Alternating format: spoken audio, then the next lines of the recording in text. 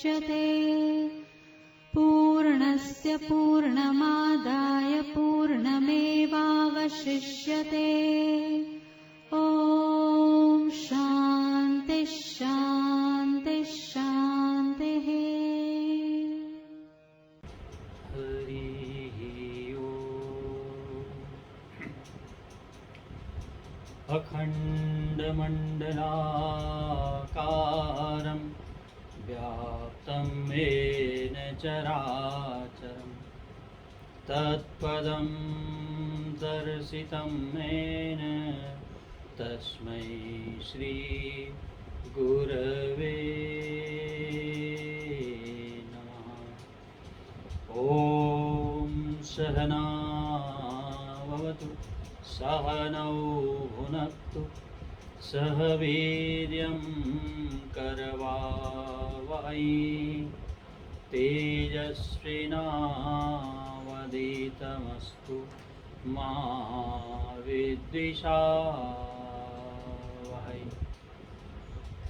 वसुदेवसुतं देवं कंसचारूढमर्दनं देवकी परमानन्दं कृष्णं वन्दे जगद्गुरुं। वंशी विभूषितकरान् नवनीरदाभात् पीताम्बरातरुणबिम्बफलाधरोष्टात् पूर्णेन्दुसुन्दरमुखात् अरविन्दनेत्रात् कृष्णात् परं किमपि तत्त्वमहं न जाने। सर्वमङ्गलमाङ्गल्ये शिवे सर्वार्थसाधिके शरण्ये त्र्यम्बके गौरी नारायणी नमोऽस्तुते।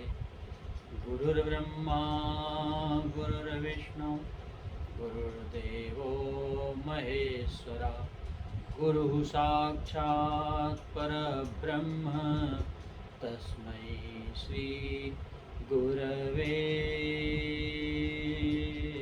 नमः। तस्मै श्री गुरवे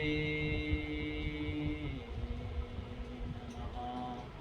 बोलिए सच्चिदानंद घन भगवान की जय। आइए प्रेम से भगवान के सुंदर नाम का स्मरण करें।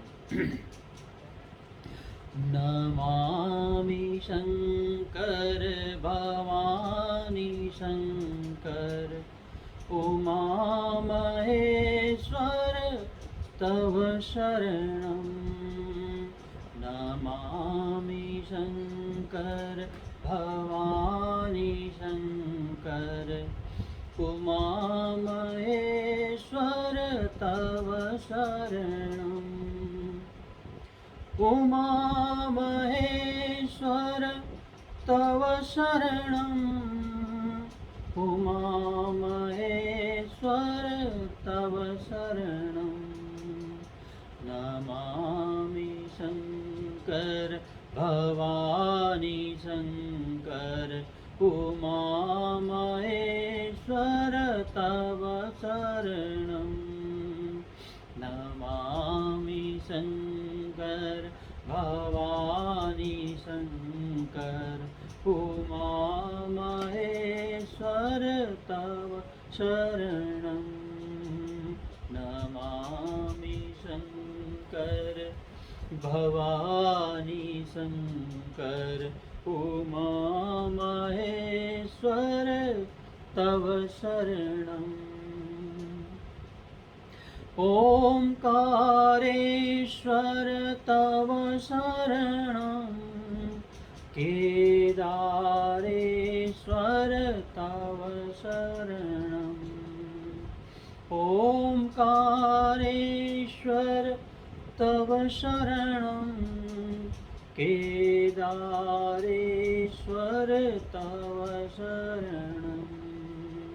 नमामि शंकर शंकर भवानी शंकर उमा महेश्वर तव शरणं नमामि शंकर भवानी शंकर उमा महेश्वर तव शरणं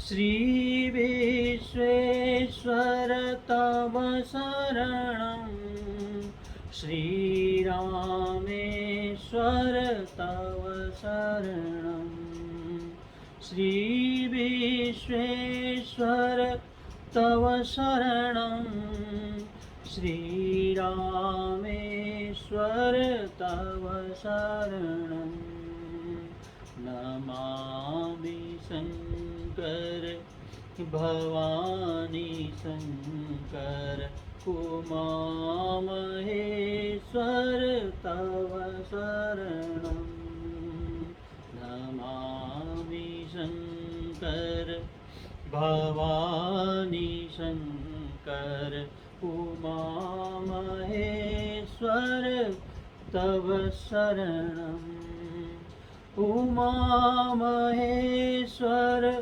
तव शरणं उमा महेश्वर तव शरणं नमामि शंकर भवानी शंकर उमा महेश्वर तव शरणं बोलिए सच्चिदानंद घन भगवान की जय कृष्ण कन्हैया लाल की जय राजा रामचंद्र भगवान की जय उमापति महादेव की जय जगज्जननी अम्बे माता की जय सतगुरुदेव भगवान की जय स्वामी श्री प्रेमपुरी जी महाराज की जय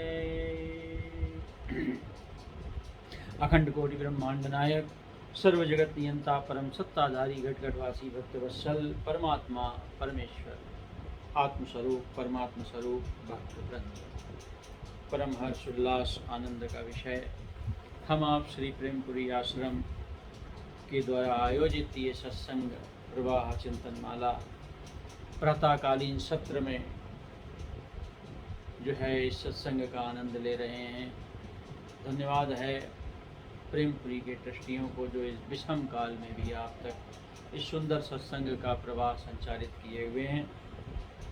तो आइए अपने विषय में प्रवेश करने से पूर्व नियमानुसार आज 7वां दिन है, तो स्वामी श्री प्रेमपुरी जी महाराज द्वारा विरचित जो ब्रह्मास्मि माला है उसका 7वां श्लोक, पहले उसका पाठ फिर उसका अर्थ। विद्या विद्या विरोधेपि स्वरूपं न निवर्त्यते तत्त्वमेव तया तस्यास्तत्त्वं ब्रह्मास्मि संस्थितम्।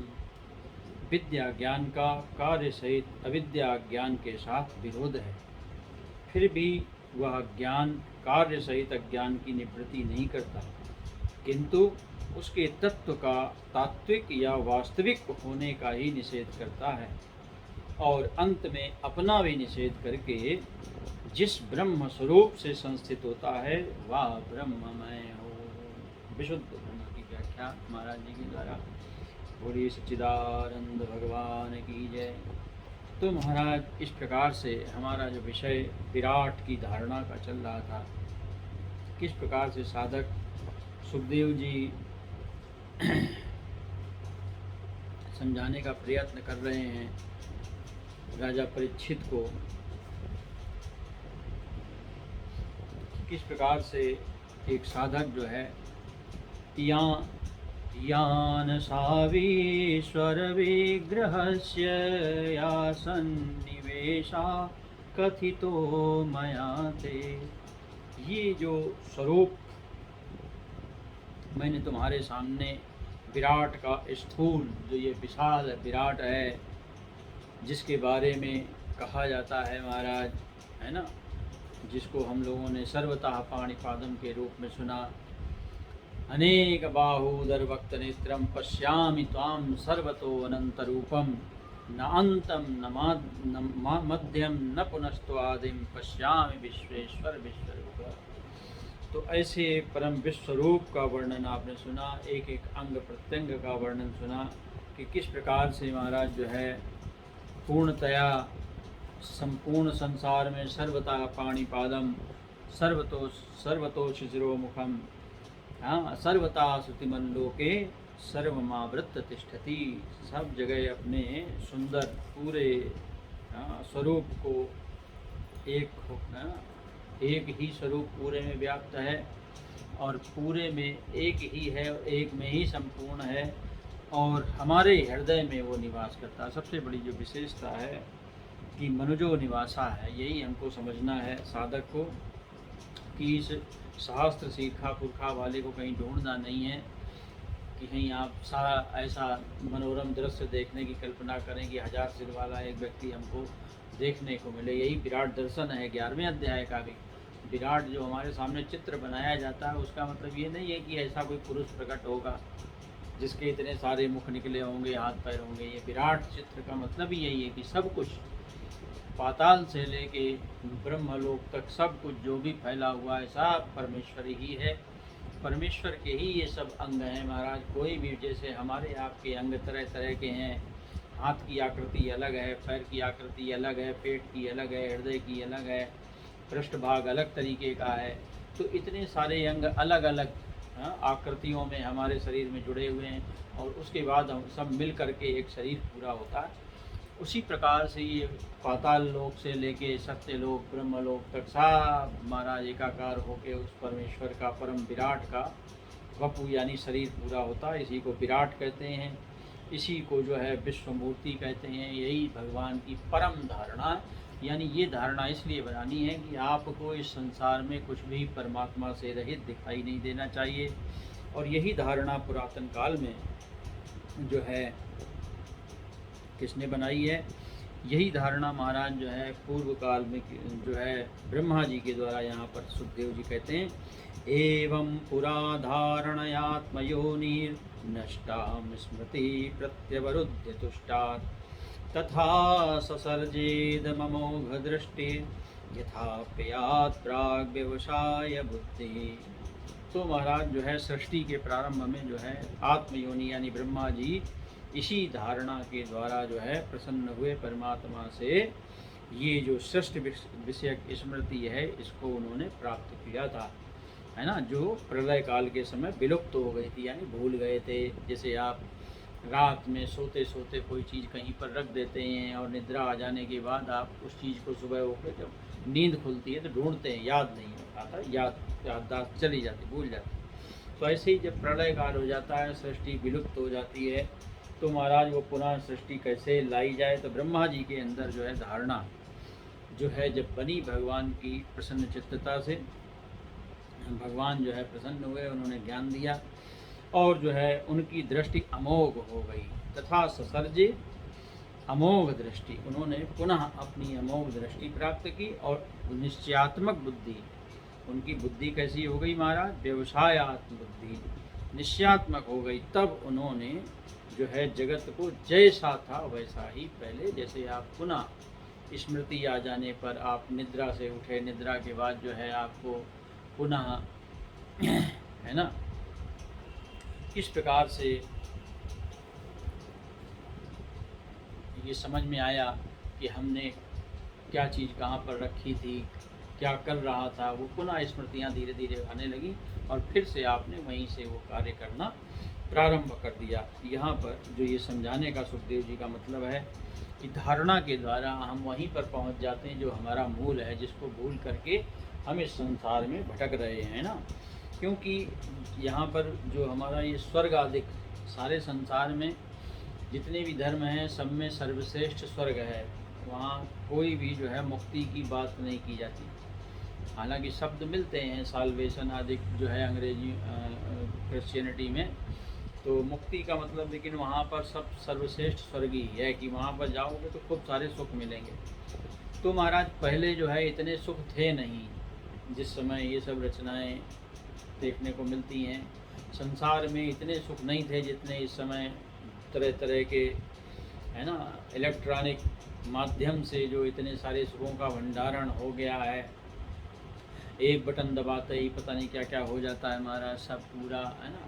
किसी टेक्निकल घर में आप जा नहीं सकते, किसी का टेक्निकल बाथरूम इस्तेमाल नहीं कर सकते, गलती से कोई बटन दब गया तो महाराज वहाँ कुछ का कुछ ही होने लगेगा और वो आपकी समझ से परे होगा। ऐसे ऐसे सुखों का भंडारण है महाराज। हवाई जहाज़ में आपको बैठा दिया जाए पायलट की सीट पे तो आप बटन नहीं दबा सकते, अगर बटन गलती से दब गया तो पता नहीं क्या होगा। लेकिन जब वही हवाई जहाज़ सैकड़ों आदमियों को लेके उड़ता है ना, तो उसका लोग आनंद लेते हैं। तो ऐसे ऐसे सुखों का, हाँ, जो पहले थे नहीं महाराज, है ना, आज से 300 साल, 400 साल, 500 साल पहले ये सुख नहीं थे महाराज। बड़ा साधारण सा जीवन हुआ करता था, जो थोड़े बहुत व्यंजन थे उन्हीं को लोग बना के खा पी करके महाराज भगवान का भजन करते थे। तो उस समय स्वर्ग की कल्पना करते तो वहाँ परियाँ होंगी, ये होगा, वो होगा, फलाना होगा, ढिमाका, तरह तरह की कल्पनाएं थी। सब धर्मों में ऐसी कल्पनाएं की गई हैं महाराज, कि हूर मिलेंगी, कहीं कुछ मिलेगा, कहीं परियाँ मिलेंगी। तो परियाँ सब क्या होती हैं महाराज, है ना। तो कहने का तात्पर्य ये है कि मनुष्य जो है भोगों के पीछे भागता है। और हमारे यहाँ भी जो है इसी प्रकार के स्वर्ग का वर्णन है। हमारे यहाँ अप्सराएं हैं, परियों की जगह हमारे यहाँ क्या है, देवलोक में अप्सराएं हैं। शाब्दस्य ही ब्रह्मण एष पंथा यन्नाभिधार्ययति धीर पार्थै परिभ्रमंस्तत्र न विन्दते अर्थान् मायामयी वासनया शयाना।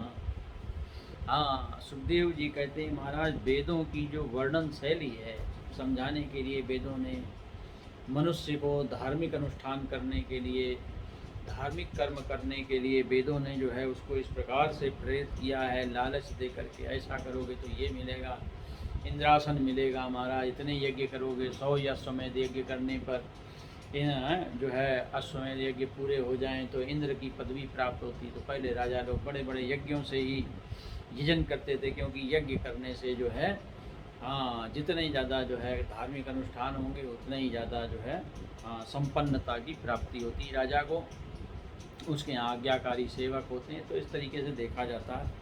लेकिन चूँकि इस प्रकार से ऐसे स्वर्ग, वैसा ये, ऐसा सम्मान, दुनिया भर की बातें जो हैं सकाम कर्मों के द्वारा जो है लिखी गई हैं, तो महाराज बुद्धि जो है क्या हो जाती है, स्वर्ग आदि में ही, हाँ, इनके ही निरर्थक नामों के फेर में फंस जाती है। वो स्वर्ग की कल्पना करता है, महाराज ऐसा करूँगा, ऐसा अनुष्ठान करूँगा, ये करूँगा तो मुझे वहाँ मिलेगा। तो हैं परिभ्रमण, हाँ, परिभ्रमण करने लगता है महाराज, स्वप्न देखता हुआ जो है संसार में विचरता रहता है महाराज। हाँ, लेकिन मायामय वासनया शयाना विन्दते अर्थान, लेकिन फिर भी वो इस मायामय लोक में कहीं भी उसको चाहे जितने सुख प्राप्त हो जाएं, उसको जो है, हाँ, सच्चे सुख की प्राप्ति कभी भी नहीं होती है, जो वास्तविकता में स्थिर सुख कहा जाता है। यानी जहाँ पर जो है बिल्कुल भी थकावट का अनुभव ना हो, जहाँ पर बिल्कुल स्फूर्ति का ही, आनंद का अनुभव हो, ऐसा सुख उसको प्राप्त नहीं होता। क्योंकि हर चीज़ से, जितने भी संसार में कृत्रिम या प्राकृतिक सुख हैं, सब में बहुत देर तक आप रमण नहीं कर सकते। जितना ज़्यादा आप इसमें रमण करने की कोशिश करोगे उतना ही ज़्यादा थक जाओगे, उतना ही ज़्यादा आपका शरीर, बुद्धि सब क्षीण हो जाएगी। इसीलिए मनुष्य जो है फिर एकांत में भागता है, कहीं अकेले दुनिया में मैं लेट जाऊं, जाके बैठ जाऊं, ऐसा रिलैक्स बोलते हैं ना, रिलैक्स होना चाहता है। क्योंकि ये भोग जो हैं देखने में तो अति सुंदर हैं, फंसाने में तो अति सुंदर हैं, मायामय होने के कारण, और उसमें भी सर्वसे स्वर्ग लोक बहुत सुंदर, हमारी नाव हो, विशाल नाव हो महाराज, उसको इंग्लिश में याट बोलते हैं महाराज, करोड़ों अरबों रुपए की याट बनाते हैं महाराज, 300, 400, 500 करोड़ की याट बनती है, और उसको समुद्र में लेकर घूमने के लिए वो सोचते हैं बड़ा मज़ा करेंगे। अब जरा देखो, आपने थोड़ी देर पहले जो है तूफान आया था ना भयंकर वाला, अब जब वो 300 करोड़ 400 करोड़ की नाव जो है ना, स्वर्गीय सुख देने वाली, तरह तरह के उसमें जो है भोगों का इंतजाम होता है। और महाराज वो भयंकर वाला तूफान, यानी तूफान जो है हमारे आपके लिए बहुत बड़ी चीज़ है, लेकिन प्रकृति के लिए तो ये करवट लेने की तरह है महाराज। जो सामान्य सा, जैसे आप जो है सीढ़ी चढ़ने में हाँफने लगते हैं, उसी प्रकार से ये प्रकृति भी अपने आप को बैलेंस करती रहती, कभी सांस ऊपर और कभी सांस नीचे। तो महाराज जब ये 300-400 करोड़ की याट जो है स्वर्गीय सुखों को देने वाली, हाँ, जब पत्ते की तरह महाराज उस पानी में लहराने लगती है ना, तो प्राण पखेरु उड़ने लगते हैं। व्यक्ति भगवान से मनाता है किसी तरीके से हमारी रक्षा हो जाए, वरना महाराज वो जल जो है उसको वहीं पे डुबा के स्वाहा कर देगा। तो स्वर्गीय सुख देखने में माया मात्र वासना से, लेकिन ये मनुष्य जो है इतना पैसा हो जाए तो ये खरीदूंगा, इतना पैसा। अक्सर आपने सुना होगा, लोग हेलीकॉप्टर में कोई शादी कर रहा, कोई हवाई जहाज में शादी कर रहा, 2-4 लाख में आपकी इच्छाएं ये पूरी हो जाती हैं। कोई ज़्यादा लंबा चौड़ा खर्चा भी नहीं है। हवा में जाके महाराज विवाह करने की योजना लोग बनाते हैं, हवा में शादी हो जाएगी तो कोई लड्डू तो मिल नहीं जाएंगे महाराज। लेकिन एक अहंकार की पूर्ति हो जाती है मनुष्य की कि ये सुख हमने भोगा। दुनिया जो है पूछती है और भाई कैसा लगा, कैसा क्या लगा महाराज, वहाँ लगेगा क्या। एक बंद डब्बे में महाराज आप विवाह कर रहे हैं तो बाहर वाले को सुनाई देने आए कि हवाई जहाज में शादी हो रही है, लेकिन जिसकी हवाई जहाज में शादी हो रही है उसको बेचारे को खाली हवाई जहाज के अंदर के वातावरण के बाहर का कुछ भी दिखाई नहीं दे रहा। तो है कुछ नहीं, खाली माया मात्र है। और इसी में ये जीव जो है क्या करता है, हाँ, परिभ्रमण ऐसा जो है रात दिन भटकता रहता है। तो कहने का मतलब ये है कि साधक को, मुमुक्ष को, जो वास्तविकता में सत्य की चाहना रखता है, यहाँ राजा परीक्षित जो बिल्कुल आमरण अनशन की अवस्था में महाराज बैठे हुए विराजमान हैं, उनकी बात हो रही है। तो मुख्य चीज़ क्या है उसको समझने की चेष्टा करें कि जब आपके अंदर सत्य के प्रति इतना आकर्षण हो, राजा परीक्षित की तरह आपके अंदर हृदय में परमेश्वर और सत्य को जानने की चाहना उठ जाए, तब महाराज जो है इस प्रकार का हमारे अंदर वैराग्य उदय होना चाहिए, है ना। ये जो स्वर्ग आदि के भोग हैं उनके प्रति हमारा वैराग्य पहले तो उदय हो, और उसके बाद जो है उस वैराग्य को हम दृढ़ करें। किस प्रकार से दृढ़ करें उसको समझाते हैं कि मोक्ष का कर्तव्य क्या है। यानी जो साधक उस सत्य को जानना चाहता है, परमेश्वर को जानना चाहता है। अतः कविर्नाम सुयावदर्था स्याद प्रमत्तो व्यवसाय बुद्धि सिद्धेन्यथार्थे नयते तत्र परिश्रमं तत्र समीक्षमाणा। सुखदेव जी कहते हैं राजा परीक्षित इसलिए जो है कबीर नाम, इसलिए विद्वान पुरुष को जिसने ये समझ लिया है, क्या करना चाहिए उस विद्वान पुरुष को, यानी उसको ये बात समझ में आ गई है कि सत्य क्या है और असत्य क्या है। संसार के पचड़े में मुझे फंसना है कि नहीं फंसना है, मुझे परमेश्वर के संग बंधना है या संसार की असत्यता के संग बंधना है। तो अगर ऐसा निश्चय उसने कर लिया है तो महाराज फिर उसको क्या करना चाहिए कि जितना भी जो संसार के जो पदार्थ हैं, विविध नाम वाले जो पदार्थ हैं, उनके संग केवल उतना ही व्यवहार करे जितना प्रयोजन हो। अतः कबीर नामसु यावदर्था स्यात् प्रमत्तो व्यवसाय बुद्धि, बुद्धि को निश्चयात्मक करे महाराज। सिद्धेन यथार्थे न यथेत तत्र, उनके लिए बहुत ज़्यादा कहते हैं अपनी बुद्धि को जो है उसकी निस्सारता के निश्चय को पहले जो है वो निश्चय करे, उसकी जो है निस्सारता का बुद्धि के द्वारा। सुखदेव जी यहाँ समझाना चाहते हैं कि पहले तो ये समझ में आ जाना चाहिए आपको कि जितने भी पदार्थ हैं इसमें किसी प्रकार का कोई तत्व नहीं है, निस्सार हैं, जिसमें किसी प्रकार का सार नहीं है। और एक क्षण के लिए भी उसको जो है, हाँ, क्षण मात्र के लिए भी असावधान नहीं होना है। किसी ने बहका दिया अरे किस पागलपन के चक्कर में फंस गए, या अध्यात्म कुछ नहीं होता महाराज, है ना। ये सब छोड़ो, पागलपन, जो संसार का मजा लो, संसार का आनंद लो। तो ये जो मूर्खतापूर्ण हरकत हम लोग कर जाते हैं, इतना आगे बढ़ने के बाद पुनः संसार में फंस जाते हैं आके अध्यात्म को छोड़कर, तो ये हमारी सारी कमाई हुई पूंजी जो है लुट जाती है।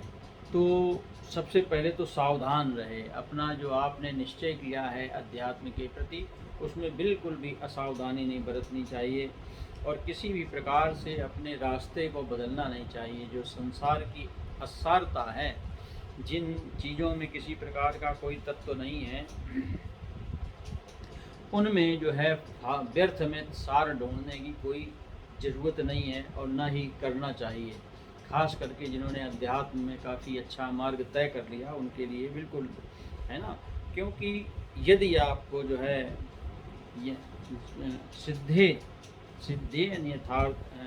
सिद्धेन्यथार्थे न यतेत तत्र, अगर आपको संसार के पदार्थ वैराग्यवान के लिए संसार में जब निस्सारता हो जाती है, तब वो महाराज जो है प्रारब्धानुसार जो बिना परिश्रम के मिल जाता, उसी पे यद्रच्छया आप संतुष्ट होगी स्थिति में श्रीमद् भगवद गीता में कहा ना।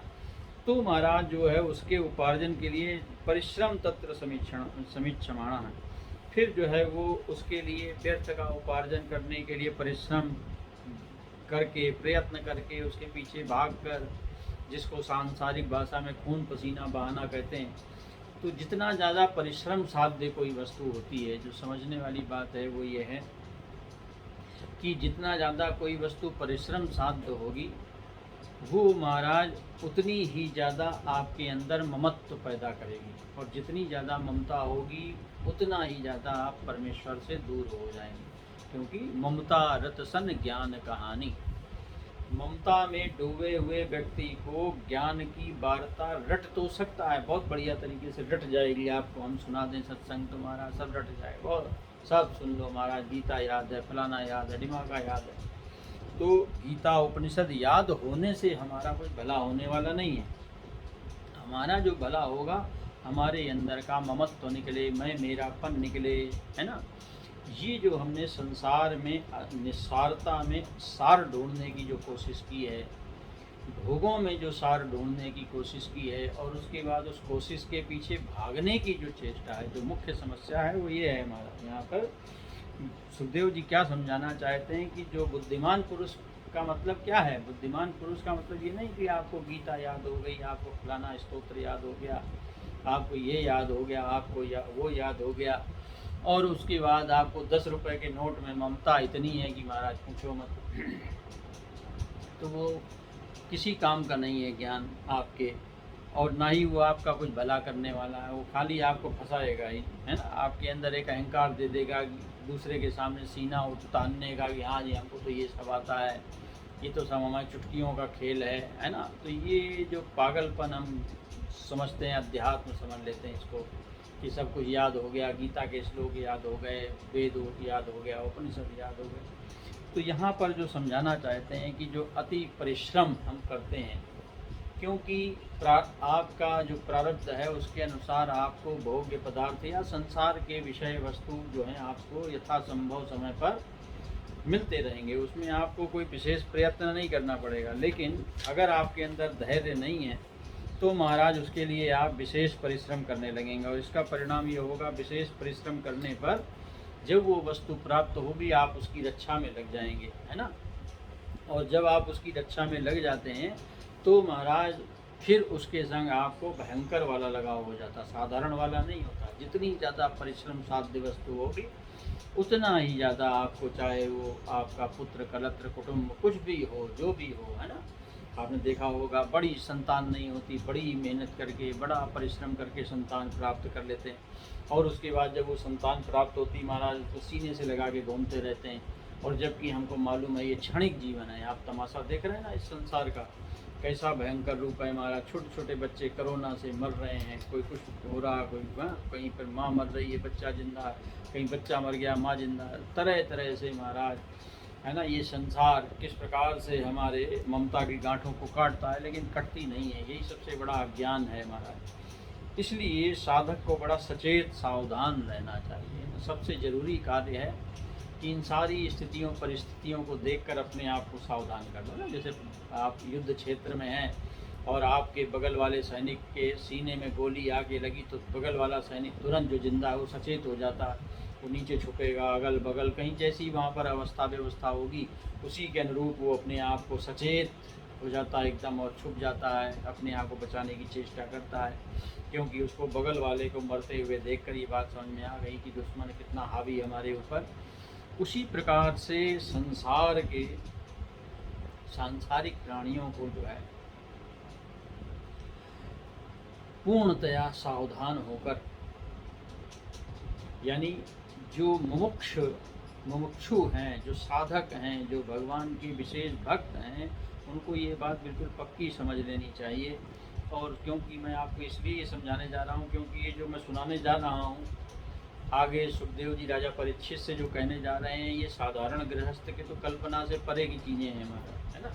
अगर आप किसी विदेशी को या किसी विकास पुरुष, जो विकासशील लोग हैं, जो आशावादी जिनको कहा जाता है, जो बहुत बड़ी दुनिया में नए नए कारनामे करने पे विश्वास रखते हैं, हालांकि मिलता मिलाता कुछ नहीं है, सब बेकार की फिजूल बातें हैं। थोड़ी देर के लिए देखने में ज़रूर ये सब लगता है कि महाराज चंद्रमा में पहुंच गए, वो बृहस्पति में पहुंच गए, है कुछ नहीं मिला आज तक किसी को, कुछ है नहीं महाराज, है ना। खाली पिरामिड देख रहे हैं ना आप। गंभीर समस्या, कितनी शांत प्रकृति थी महाराज। और जब से जितना ज़्यादा ये सारा धंधा इलेक्ट्रॉनिक जिसको दुनिया कहते हैं आई है, आदमी का जीना मरना हराम है साहब, किसी का कोई भरोसा नहीं महाराज। दुनिया भर का आपकी जीवन भर की पूंजी कमाई जो है एक सेकंड में दूसरा हड़प लेता है ना। इलेक्ट्रॉनिक माध्यम का परिणाम है ये सब। तो ये ज्ञान विज्ञान का फल है महाराज। सब एक दूसरे के देश में एक दूसरे की साइटों को, रक्षा मंत्रालय फलाना मंत्रालय से एक दूसरे की साइटों को हैक करने में लगे हुए हैं। तो ये ज्ञान विज्ञान है या एक दूसरे को हम सत्यानाश कर रहे हैं, पता नहीं। ज्ञान विज्ञान तो सुख देता है महाराज, लेकिन यहाँ सुख नहीं बल्कि टेंशन दे रहा है। कोई अपनी जो है चीज़ें बचाने में लगा, हमारी ये चीज़ चोरी ना हो जाए तो महाराज, लेकिन देखा जाता है वो वहीं पर घुसे हुए हैं। लोग एक दूसरे के देश के बारे में जान लेना चाहते हैं, सब कुछ जान लेना। अरे करोगे क्या महाराज, लेकिन परेशान है, बहुत परेशान है। एक तूफान संभाला नहीं जाता महाराज, एक भूकंप संभाला नहीं जाता। चंद्रमा पे हो आए, बृहस्पति पे पहुंच गए, फलानी जगह पहुंच गए, शनि के वलय में देखने जा रहे हैं। लेकिन समस्या ये है, मंगल चंद्रमा में जाने से क्या फ़ायदा जब एक संसार का तूफान तो संभाला नहीं जाता। समुद्र बढ़ना, एक पिघलती हुई बर्फ़ अंटार्कटिक की हमसे संभाली नहीं जाती महाराज, वो पिघली चली जा रही है। कोई रास्ता नहीं वैज्ञानिकों के पास उस बर्फ़ को पुनः जमाने अलावा रोने के। हाँ, रोज डाटा जरूर भेज देते हैं, इतनी बर्फ़ गल गई, इतना बर्फ़, बस ये मिलता है हमको विज्ञान से। तो वास्तविकता में है कुछ नहीं, सब देखने मात्र का भ्रम है। प्रकृति तो महाराज जो करना वो अपने कदमों से करती चली जाती है महाराज, है ना। आपने देखा इतना बड़ा दुनिया भर का बुद्धि लगा के वैज्ञानिक हमारा बेटा वैज्ञानिक है, हमारा फलाना है, ढिमाका है, और जरा सा मौसम ख़राब हो जाए उसी दिन आपको खबर मिलती, रॉकेट जो है उसको छोड़ने का, अंतरिक्ष में छोड़ने का जो समय रखा गया था वो समाप्त बदल दिया गया क्योंकि मौसम ख़राब था। लो जी महाराज, एक जो है प्रकृति ने आपको लंगड़ा कर दिया, प्रकृति के द्वारा आप ठग लिए गए। तो कहने का तात्पर्य ये है कि ध्यान से सुनिए, वैराग्य को किस प्रकार से ग्रहण करना है ना। तो कहने का तात्पर्य यह है, सत्यां छितो किं कशिपो प्रयासैः बाहो स्वसिद्धेयुगवर्णैः किं सत्यञ्जलौ किं पुरुधानपात्र्या दिग्वल्कलादौ सति किं दुकूलैः। ये वैराग्य का चरम है महाराज। अगर हो सकता है आपको सुन, लेकिन सुन तो लेना चाहिए महाराज, लेकिन करना ही पड़ता है महाराज, क्योंकि हम लोग इन सब चीज़ों से गुजरे हैं, ये सब चीज़ें स्वयं करके देखी हैं, इसीलिए इनका अनुभव बताता है कि बिना ये सब किए आपको कुछ भी मिलने वाला नहीं है। तो सत्यां चितो किम कशिपो प्रयासे, अगर ज़मीन में सोने से काम चल जाए महाराज तो फिर पलंग की क्या आवश्यकता है ना। देखिए राजा भर्तरी जो है राजा थे, राजा परीक्षित कुशासन में बैठे हुए हैं, वहाँ महाराज उनके लिए कोई सोने चांदी की जरी वाला आसन नहीं डाला गया है ना। और जब महाराज जो है जमीन पर सोने से काम चल जाए, जमीन में लेटी हुई माता भगवती सीता, भगवान श्री राम, देखिए ये है वैराग्य का चरम। लेकिन हम जो है प्रयास रहता, आपने देखा ना कुंभ मेले में जाते हैं महाराज लोग, तो कुंभ मेले में भी उनको सारी सुविधाएं चाहिए, वहाँ भी एसी चाहिए, डीसी चाहिए। तो वास्तविकता में हमारे अंदर वैराग्य का वो प्रवेश नहीं है जो होना चाहिए। कष्ट तप हमारे अंदर है नहीं, कष्ट सहना नहीं चाहते। लेकिन यहाँ पर बिना उसके जो है आपको ममत्व तो आपके अंदर से जाने वाला नहीं है। हाँ, तो जब आपके पास भुजाएं भगवान ने दी हुई हैं तो बोले महाराज फिर आपको जो है तकिए की क्या आवश्यकता है। सत्यंजलो किम पुरुधान्य पात्रा, तो महाराज बहुत सारे बर्तन क्या करेंगे जब आपको भगवान ने अंजलि दी है। बहुत से लोग कर पात्री, आपने नाम सुना होगा, बहुत से महात्माओं ने अपना सारा जीवन कर को पात्र बनाकर, है ना। कृष्णाश्रम जी महाराज थे गंगोत्री में, वो हाथ में ही जो कुछ आ जाए, जितना उनकी अंजलि में आ जाए उसी को लेकर वो भोजन किया करते थे। तो बहुत लंबी आयु थी उनकी महाराज, तो 100 साल से ऊपर, काफ़ी ऊपर तक उनका जो है जीवन गया। तो ऐसा नहीं है कि अगर आपके पास सुविधाएं नहीं हैं तो आपका जीवन छोटा पड़ जाएगा। तो ऐसे ऐसे महापुरुषों को देखा गया महाराज, वो भी खाली दाल रोटी खाते थे, लोग बताते हैं। कोई ड्राई फ्रूट मेवा मिष्ठान नहीं खाते थे, खाली दाल रोटी जो उनकी अंजलि में आ जाए उसी को ग्रहण कर, पात्री कर में जिनका पात्र बन गया हो, तो अंजलि से अगर काम चल जाए तो यानी कहने का जो तात्पर्य है वो परम वैराग्य की अवस्था जब तक नहीं आएगी तब तक धारणा पुष्ट नहीं होगी। धारणा जो है बन तो गई, लेकिन वो पुष्ट कब होगी जब आपके अंदर उसी स्तर का वैराग्य होगा, है ना। दिग्बल कलादो सतकिम दुकूलय, और महाराज वृक्ष की छाल पहनने से जब अगर बलकल वस्त्र जिसको कहा जाता है, अगर उससे काम चल जाए तो महाराज फिर जो है सुंदर वस्त्रों की क्या आवश्यकता है, राजसी पोशाकों की क्या आवश्यकता है। लेकिन ये संभव नहीं महाराज, क्योंकि हमारा मन तो भागता है राजसी पोशाकों की तरफ, और शास्त्र कह रहा है मन को भगाओ वलकल वस्त्रों की तरफ। माता भगवती सीता से बड़ा उदाहरण क्या मिलेगा, माता भगवती जो है सती से बड़ा उदाहरण क्या मिलेगा। पार्वती जी ने घनघोर तप किया, राजकुमारी होकर संपूर्ण सुख वैभव का परित्याग कर दिया। ये वही स्वरूप यहाँ दर्शाया जा रहा है महाराज कि किस प्रकार से इन जो है दिव्य महापुरुषों ने, देवियों ने, पुरुषों ने, भगवान श्री राम हाथ का तकिया बनाकर लेटे हुए हैं।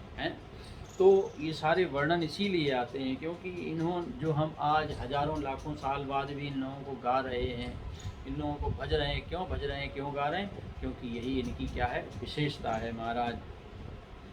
तो चीराणि किं पथि न सन्ति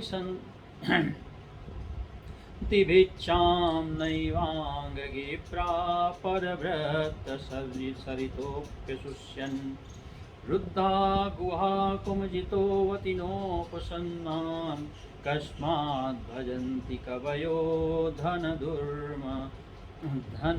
धनदुर्मदान्धान्। सुखदेव जी कहते हैं राजा परीक्षित, चीराणि किम पथि न सन्ति दिशन्ति भिक्षाम, क्या पहनने के लिए चिथड़ों की कोई कमी है ना। चरम वैराग्य का है, क्योंकि आपने एक नाम सुना होगा गुदड़ी। गुदड़ी का मतलब क्या होता है, गुदड़ी का मतलब होता है महाराज कि जगह जगह से चिथड़े बीन करके उनको एक दूसरे में बांधते चले जाओ। सिलना नहीं है, उसको बांधते चले जाओ, और वो एक दूसरे में जब गुथ के वो सारे चिथड़े एक हो जाएं तो उसको ओढ़ लो, इसी का नाम, उसी को बिछा लो, उसी को ओढ़ लो, इसी को कहते हैं गुदड़ी।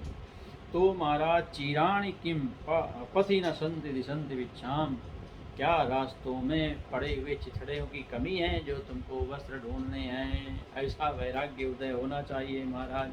सुनने में डर लग रहा होगा, लेकिन डरने से काम नहीं चलेगा। हाँ, इस वैराग्य को धारण किए बगैर महाराज जो है आपका, हमारा किसी का भला होने वाला नहीं है। भगवान श्री कृष्ण सुदामा को तभी मिले जब उन्होंने परम वैराग्य के द्वारा भगवान का भजन किया। सब भूल गए महाराज, है ना। तो भूख लगने पर दूसरों के लिए ही शरीर धारण करने वाले वृक्ष जो हैं, क्या वो भिक्षा नहीं देते हैं अपने फल फूल की? जिस वृक्ष के नीचे अगर फल वाले वृक्षों के आप जाएं हैं जंगल में, तो वहाँ आपको जो है फल मूल वाले वृक्ष मिल जाएंगे, वो फ्री में आपको भिक्षा देंगे, उनसे मांगना भी नहीं पड़ेगा। फल उठाओ और खाकर अपने जीवन का यापन करो। ऐसा परम वैराग्य होना चाहिए ज्ञान को समझने और धारण करने के लिए, है ना।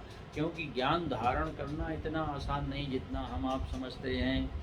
तो महाराज भूख लगने पर जो है दूसरों के शरीर को के लिए जिन्होंने परोपकाराय फलंति वृक्षा, दूसरों के लिए ही उनका जीवन है महाराज। कभी भी वृक्ष को आपने नहीं देखा होगा कि भगवान ने उसको मुंह लगाया है और वो अपने फल को तोड़ तोड़ कर खुद ही खा लेता, हमारी आपकी तरह। जिस प्रकार से हम खुद ही कमाते हैं, खुद ही खा लेते हैं, दूसरा भाड़ में जाए, हमसे क्या लेना देना, है ना। जैसे आपने भगवान से मांगा महाराज लॉटरी खुल जाए, आपकी 10,000 रुपये महीने की आमदनी थी, लॉटरी खुल गई 1 करोड़ की, तो वो 1 करोड़ रुपया महाराज जो है आप अपने सुख वैभव के बारे में विचार करेंगे। लेकिन वृक्ष में चाहे जितना फल लग जाए महाराज, उसके अंदर कभी मुंह नहीं आता है निकल के कि वो सारे फल खुद ही खा जाए। वो सब पशु पक्षी आदमी मनुष्य जान सबको लुटा देता है। यही उसकी सबसे बड़ी क्या है विशेषता है महाराज। तो किस प्रकार से हैं जो है मनुष्य को फल देने वाले, है ना, फल देने वाले जो वृक्ष हैं, हाँ, अगर आप लगा भी लेंगे, अगर मान लीजिए केले का एक छोटा सा वृक्ष आपने लगा दिया, तो वो केले का वृक्ष भी आपको फल देने लगेगा। तो इसी प्रकार से महापुरुष जो है आपने देखा होगा जंगल में आश्रम बनाते थे, बड़े बड़े ऋषियों के आश्रम होते थे, तो फल फूल जड़ी बूटी औषधि, है ना, सब आधा भोजन तो उन्हीं महाराज वृक्षों से ही मिल जाता था, फल मूल से ही मिल जाता था। तरह तरह के फल हैं महाराज, और 12 मास कोई ना कोई फल आता रहता, आपने देखा है। तो इस प्रकार से कहीं मांगने की ज़रूरत नहीं है, उन्हीं चीज़ों से काम चल जाता था। तो ये पौराणिक काल हो गया, लेकिन अब तो महाराज जो है आप वही सब चीज़ें, है ना, क्योंकि वृक्ष कैसे लगते हैं कैसे नहीं लगाए हम जानते ही नहीं हैं, तो हम फिर जो है उन्हीं चीज़ों को ढूंढते घूमते हैं। तो कहने का तात्पर्य यह है कि क्या करना चाहिए, बोले जो है भूख लगने पर जिन्होंने दूसरे के लिए ही शरीर ग्रहण किया, ऐसे वृक्षों की शरण में जाकर उनसे थोड़े से फल ले लो महाराज और पेट भर लो। हाँ, नैवांग्रिपा परभृत सरितोप्य शुष्यन, क्या सारी नदियाँ सूख गई हैं जल की चाहना वाले के लिए? बोले जल चाहिए तो नदी के किनारे चले जाओ महाराज, और जल दुनिया भर का नहाओ भी और पियो भी, जो मर्जी आए करो, कपड़े धो, कुछ भी करो महाराज, तो कोई कमी नहीं है। उसके लिए किसी विशेष कुआं, पहले आपने सुना होगा हमारे यहाँ जो है गाँव में शहरों में तरह तरह से कुएं जो है बनवाए जाते थे, और कुएं बनवाने का मुख्य कारण यही होता था कि वो महाराज जो है उन कुएं के द्वारा जनता की सेवा करते थे। हमारे यहाँ जो है ये परोपकार माने गए, कुआं खुदाओ, बावली खुदवाओ, पहले जल की व्यवस्था इसी प्रकार से होती थी, नल टंकियाँ ये सब नहीं थे, तो ये सब जल वगैरह की व्यवस्था जो है इसी प्रकार से की जाती थी। लोग कुएं खुदवाते थे, पानी था बहुतायत में, नदियों में भी, ज़मीन में भी, लेकिन धीरे धीरे मनुष्य के द्वारा शोषण कर लिए जाने पर सारा जल वल हो गया सूख, और महाराज बचा केवल जो है सूखी धरती। अब महाराज जो है पानी नहीं निकलता, इतने गहरे गहरे टेक्नोलॉजी आ गई महाराज हैं, और बड़े लंबे लंबे महाराज बोरवेल किए जाते हैं, और बोरवेल हज़ारों फीट के बोरवेल महाराज, जाकर देखो जाके जगह पे पानी नहीं है, वहाँ लोग 1000-1500 फीट पे महाराज डबल मोटर लगा के नीचे से पानी खींचने की कोशिश करते हैं, एक बूंद पानी नहीं मिलता महाराज। और पुराने काल में जब पानी की बहुतायत थी, उस समय कुआं खोदने पर महाराज उसमें से पानी, और वो बड़ा भारी जो है वो कुआं खुदवाने वाला, हाँ, जो 1500 रुपये खर्च करके महाराज जो कुआं खुदवा देता था, उसको बहुत बड़ा महाराज जो है पुण्य कर्म करता माना जाता था, स्वर्ग का अधिकारी माना जाता था। तो ऐसी व्यवस्था थी। लेकिन यहाँ पर जो है मुख्य चीज़ क्या है कि महाराज जो है जब नदियाँ बह रही हैं स्वच्छंद आनंद, इसीलिए महात्मा लोग नदी के किनारे आश्रम बनाकर आनंद लेते हैं। परम वैराग्य की अवस्था है ये। हाँ, तो जो है क्या महाराज जो है रुद्रा गुहा, क्या गुफाएं बंद हो गई हैं? गुफा में रहकर हमारे जो है राजा भर्तहरि हैं विक्रमादित्य जिनके भाई थे, जिनके नाम से विक्रमी संवत चलता है महाराज, ऐसे राजा भर्तरी अपने विक्रमादित्य भाई को राज्य दे करके गुफा में जाकर महाराज निवास करने लगे। तो क्या गुफाओं ने पहाड़ों ने गुफाएं बंद कर दी हैं? रुद्वा गुहा किम जितोवती नोपसन्नान, क्या बंद कर दी हैं? सब बोले ये सब सही, क्या भगवान भी अपने शरणागतों की रक्षा नहीं करते हैं? कस्मात भजन्ति कवयो धन दुर्मदान धान। मद के जो लोग हम देखते हैं, कहते हैं सुखदेव जी राजा परीक्षित, ऐसा क्या है कि जो महाराज भगवान जबकि अपनी शरणागति में लेने के लिए तैयार हैं, लेकिन भगवान मनुष्य जो है क्या करता है, वो भगवान की शरणागति में न जा करके धनिकों की धन दुर्म मदान धान, जो धन के मद में अंधे हैं, उनके पीछे उनकी चापलूसी करते हुए दिखाई देते हैं महाराज। और उसका सबसे बड़ा उदाहरण तो हमारा जय सिंह ही है, जिसने अपनी बहन का विवाह जोधाबाई का जो है विवाह अकबर से किया था, अपनी बहन को सौंप दिया अकबर, ये चापलूसी करके। तो आज भी हम लोग जो है उस नाम को लेना पसंद नहीं करते, क्योंकि महाराणा प्रताप का नाम लेते हैं आप, जिसने कभी भी अकबर को जो है अपना राजा नहीं स्वीकार किया महाराज। हमेशा जो है महाराणा प्रताप ने कहा कि मैं कभी भी इसको जो है भारत का राजा नहीं मानूंगा। तो ऐसा, और एक जो है अपनी बहन को ब्याह करके बड़ा खुश है, उसका स्वागत होता था, दुनिया भर का जो है अकबर उसका सम्मान करता था जय सिंह का, तो लेकिन किसी काम का नहीं। यहाँ पर सुखदेव जी राजा परीक्षित को यही समझाना चाहते हैं कि क्या भगवान ने शरण देने के लिए मना कर दिया है ना? तो शरण देने के लिए तो महाराज रात दिन परमेश्वर तैयार है, और उस परमेश्वर की शरण में जाने पर आपको जो है ऐसा आनंद का अनुभव होने वाला है जो बिल्कुल भी महाराज जो है आपकी बुद्धि, आपके मन की क्षमता से परे, जिस चीज़ को साधारण व्यक्ति समझ ही नहीं सकता कि भगवान की शरण में कितनी जो है शांति है, कितनी जो है सुखद स्थिति जिसको कहा जाता है ना। जैसे वृक्ष की छाया में कोई थका हारा पथिक लेटते ही महाराज निद्रा में चला जाता है ना, बहुत भयंकर थका हुआ चल रहा है, और चलते चलते एकाएक विशाल घनी वृक्ष की छाया उसको दिखाई दी, और लेटते ही धड़ाम महाराज कब उसको नींद आ गई उसको पता नहीं चलता। ये किसका प्रभाव? उस विशाल वृक्ष की छाया का प्रभाव है। ये शरणागति कहलाती महाराज। ऐसी अनुभूति होती है कब? जब आप भगवान की शरण में जाते हैं, और जब आप धनिकों की शरण में जाते हैं, लोभियों की शरण में जाते हैं, जो खुद लोभ से ग्रस्त है महाराज, जो खुद परेशानियों से ग्रस्त है, वो तुमको क्या सुख देगा? लेकिन मनुष्य का स्वभाव ही ऐसा जोरदार है, इसको तो महाराज मज़ा ही इसी काम में आता है, चापलूसी करने में ही आनंद आता है, और दो चार कौड़ी उसके बदले में मिल जाती तो अपने आप को बड़ा भारी तीस मार खा समझता है महाराज। यही हमारा सबसे बड़ा अज्ञान है, और जिसने इस अज्ञान को मिटा दिया उसी का नाम है वैराग्यवान। तो क्या कहते हैं? एवं स्वचित्ते स्वतएव सिद्ध आत्मा प्रियो प्रियो प्रियोऽर्थो भगवान अनंत तम निव्रतो नियतार्थो भजेत संसार हेतु परमश्च यत्र। सुखदेव जी कहते हैं राजा परीक्षित, इस प्रकार से जब हृदय में विरक्ति आ जाए और अपने हृदय में नित्य विराजमान, एवं स्वचित्ते स्वत एव सिद्ध, जो स्वयं सिद्ध अवस्था कहलाती है, अपने हृदय में विराजमान स्वसिद्ध आत्मस्वरूप हमारे आत्मा प्रियो, परम प्रिय भगवान अनंत है। देखो हमारे अंदर ही विराजमान है वो, ऐसे हृदय में नित्य विराजमान स्वतः सिद्धात्म स्वरूप परम प्रियतम परम सत्य जो अनंत भगवान हैं, बड़े प्रेम और आनंद से दृढ़ निश्चय करके उन्हीं का भजन करना चाहिए। तम निवृतो नियतार्थो भजेत, उनको भजना चाहिए महाराज।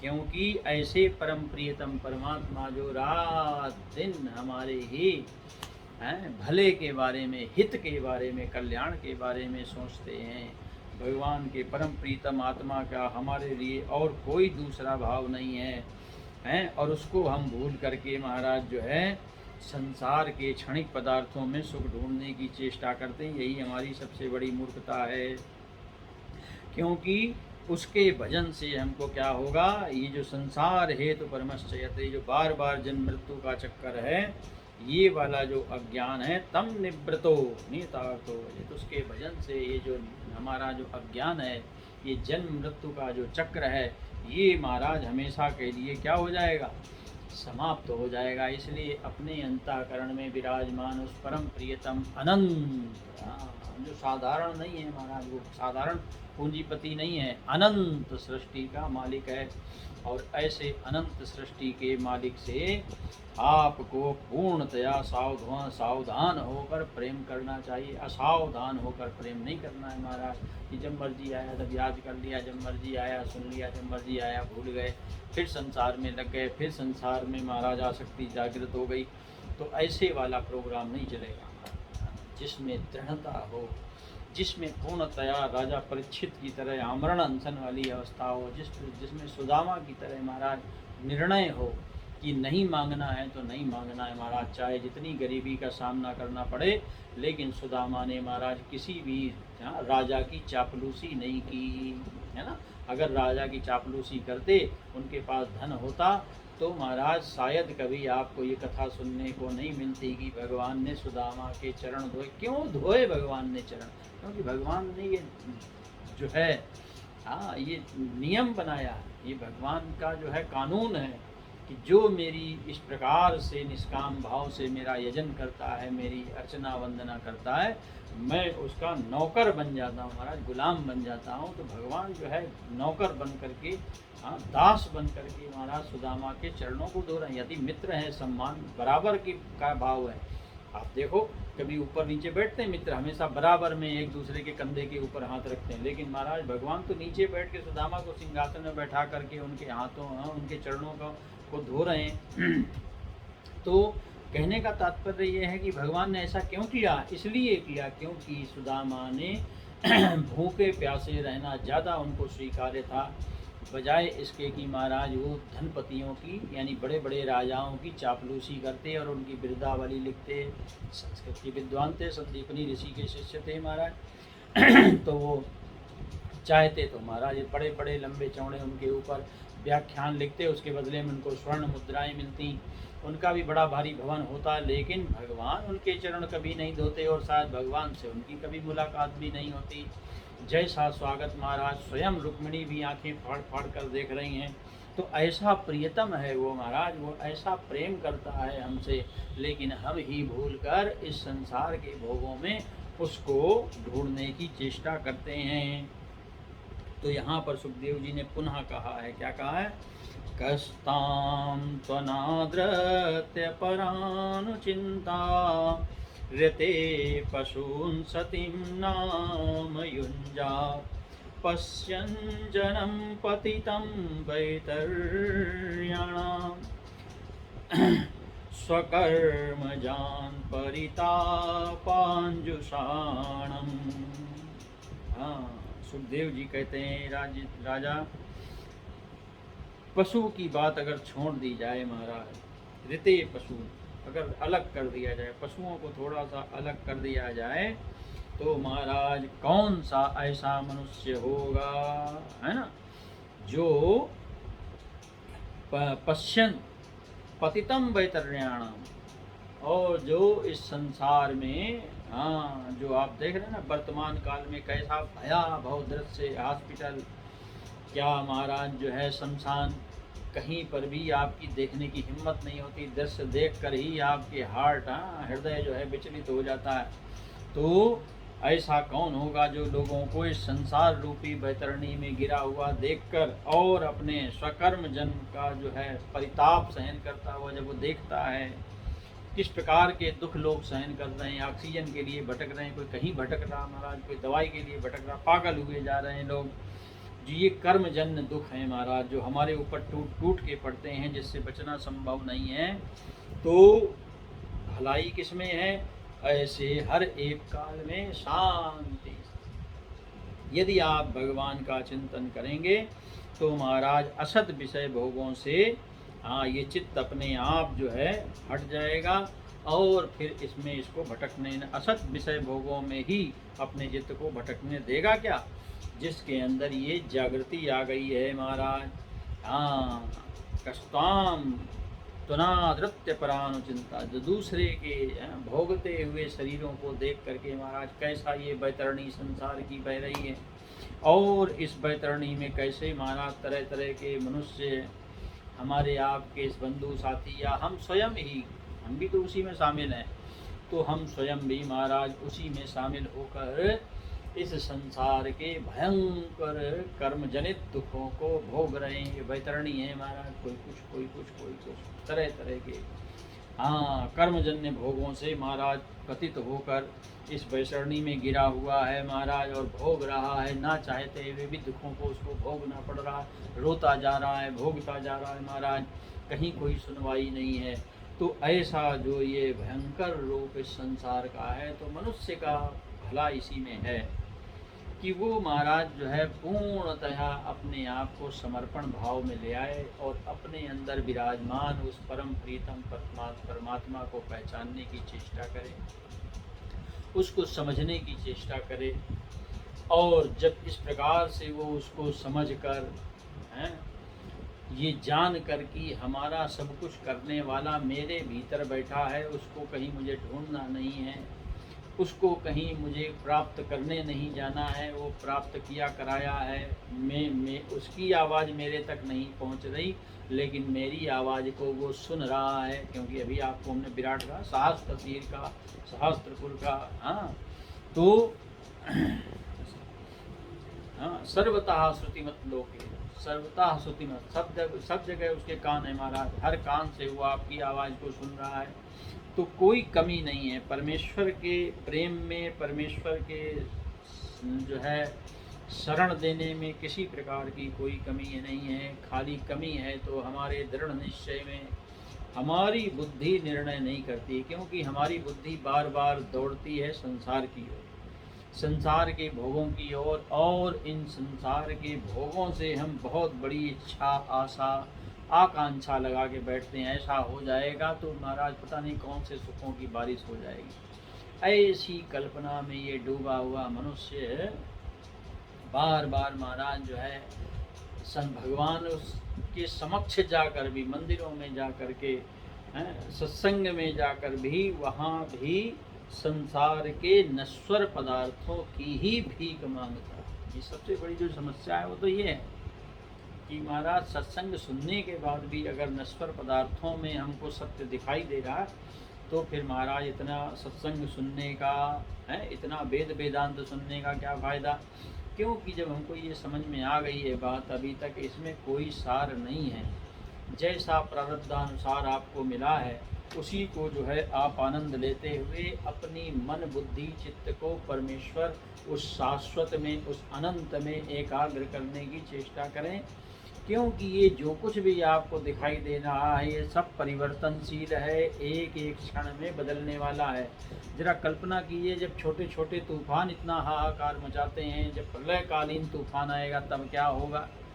जिस तूफान के आने से विशाल भूखंड महाराज जो है हिल जाएंगे, उस समय क्या अवस्था होगी ये आपको विचार करना है, और एक बार नहीं बारंबार विचार करना है महाराज। उस समय आप क्या करोगे जब सारे ज्ञान विज्ञान सब हवाई जहाज खड़े हो गए महाराज, है ना, सबने डेरा डाल दिया, कोई फ्लाइट उड़ने को तैयार नहीं क्योंकि तूफान आ रहा है, पानी के अंदर जहाज नहीं जा रहे हैं, और जो गए जिन्होंने सोचा था महाराज अरे तूफान क्या करेगा हमारा, देख रहे हैं आप लाशों के ढेर लग गए महाराज। किस प्रकार से प्राण बचा बचा कर लाए गए, और कैसे बचे लोग, कितने के दिन तक भूखे प्यासे रहकर महाराज ट्यूब में तैरते रहे बम्बई के समुद्र में। तो कहने का तात्पर्य यह है कि ये सब जो हम सोचते हैं तमाशा, ये तमाशा जो है हम तमाशा ही समझें, इसी में हमारी भलाई है ना। और जो सत्य स्वरूप परमेश्वर जो स्थिर है, जो अनंत है, जो हमेशा है, एक रस है, एक सा है, राजा परीक्षित की तरह बिल्कुल दृढ़ आसन में बैठकर, आमरण अनशन जिसको कहते हैं ना, दृढ़ आसन, इसको दृढ़ निष्ठा कहते हैं, ऐसे बैठ जाएं। तो इसी प्रकार से सुखदेव जी ने जो है राजा परीक्षित को चित्त ना भटकने देने के लिए कस्ताम त्वनादृत्य परानुचिंता ऋते पशून सतीं नाम युञ्ज्यात् पर पश्यन् जनम पतितं पैतरण्यां स्वकर्मजान परितापांजुषाणाम। तो महाराज अपने चित्त को भटकने से बचाएं।